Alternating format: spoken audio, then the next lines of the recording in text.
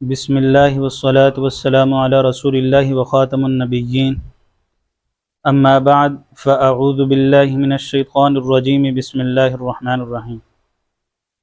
آج کے تجوید کے 8ویں سبق میں تمام سامعین کو بہت بہت خوش آمدید۔ آج کا ہمارا موضوع مخارج الحروف ہے، یعنی حروف کے مخارج۔ مخارج کسے کہتے ہیں؟ مخرج کی جمع ہے۔ مخرج کا معنی کیا ہے؟ مخرج کہتے ہیں نکلنے کی جگہ، یعنی وہ جگہ جہاں سے حروف ادا کیے جاتے ہیں، انہیں مخارج کہتے ہیں۔ کل مخارج 17 ہیں۔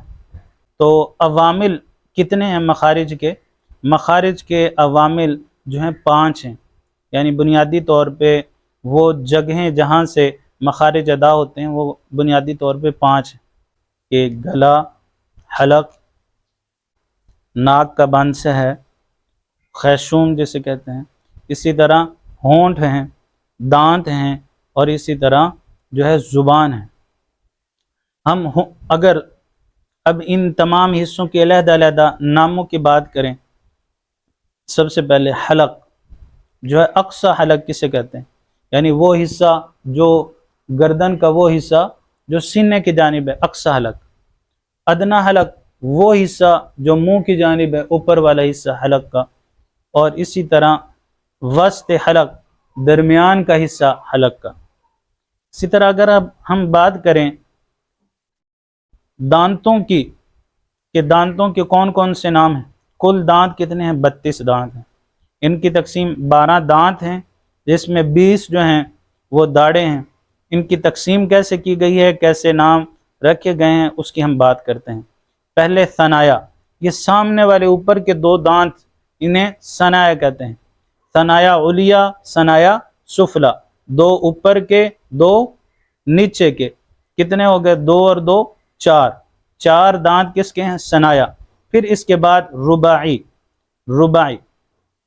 یہ 2 دانت جو تھے ثنایا، اس کے دائیں طرف 1 اور بائیں طرف 1، دائیں طرف اور بائیں طرف اوپر کی جانب، یہ کیا ہو گیا؟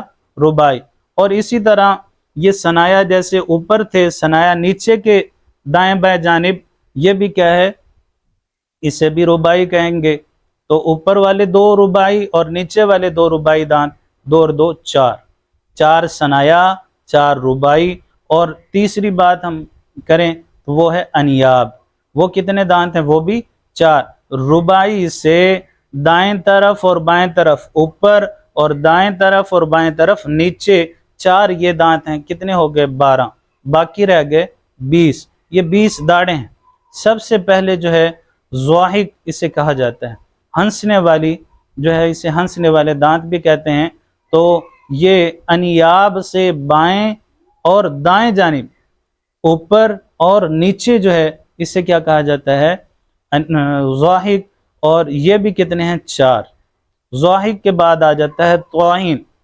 ضواحک سے 3 دائیں 3 بائیں، کتنے ہو گئے؟ 3 اور 3 6، اور 6 ہی نیچے، اسی طرح اسی ترتیب سے۔ تو طواہین کتنے ہو گئے؟ 6 اور 6 12۔ تو اسی طرح آخری دانت جو ہیں نواجز، تو یہ بھی 4 ہیں، یعنی اسے عقل کی داڑیں بھی کہتے ہیں۔ طواہین سے دائیں جانب اور بائیں جانب اوپر اور دائیں جانب اور بائیں جانب نیچے 4 یہ ہیں۔ ٹوٹل جو ہے 32 دانت اس طرح کہ ثنایا 4، اسی طرح رباعی 4، اسی طرح انیاب 4، 12 دانت ہو گئے داڑوں میں۔ ضواحک 4، طواہین 12،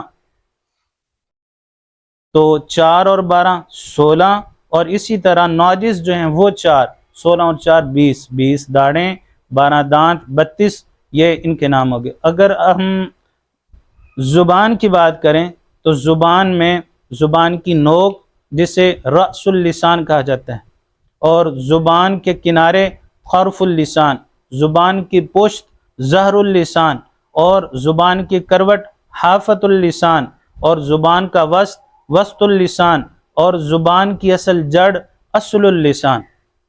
تو یہ زبان کے 6 حصے ہیں، اور اسی طرح اس کی یہ تقسیم کی گئی۔ اور پھر زبان سے اوپر جو ہے، اوپر کی جانب تالو ہے، نرم تالو، سخت تالو، اور اسی طرح اب ہم بات کرتے ہیں حروف جو ہیں حروف مدہ کی۔ حروف مدہ بنیادی طور پہ 3 ہیں، الف، واو، یا۔ جب الف سے پہلے اور یہ ساکن حالت میں ہو اور الف سے پہلے کیا ہے زبر ہو، واو سے پہلے پیش ہو اور یا سے پہلے زیر ہو تو یہ کیا ہیں حروف مدہ۔ اسے ہوائیہ حروف بھی کہتے ہیں۔ ان کا جو ہے مخارج، ان کا مخرج کیا ہے؟ ان کا منہ کا خالی حصہ، جیسے میم الف زبر ما، الف سے پہلے زبر آ رہا ہے تو ما۔ تو ایک اور بات، جب الف کے اوپر جزم آ جائے یا زبر زیر پیش آ جائے تو اسے ہم الف نہیں حمزہ پڑھتے ہیں، اور اگر اس کے اوپر جزم ہوتی تو چٹکے سے ہم پڑھتے ہیں ما لکی، لیکن اس کے اوپر جزم نہیں ہے، سکون کی حالت میں ہے مالکی، تو یہ الف ہی پڑھا جائے گا۔ اس حالت میں اس کا کیا ہے منہ کا خالی حصہ اس کا مخرج بنتا ہے۔ اور جو ہے دوسرا واو سے پہلے کیا ہے پیش ہو تو اس صورت میں یہ بھی اس کا مخرج بھی منہ کا جو ہے خالی حصہ بنتا ہے۔ اسی طرح نستعین یا سے پہلے زیر ہے تو اس صورت میں بھی کیا ہے یہ منہ کا خالی حصہ اس کا بنتا ہے۔ ہم نے بنیادی طور پہ ایک پہلے مخرج کی بات کی، اس سے آگے انشاءاللہ جو ہے مخارج کی ہم بات کرتے جائیں گے۔ تو آج کا ہمارا سبق مکمل ہوتا ہے۔ السلام علیکم۔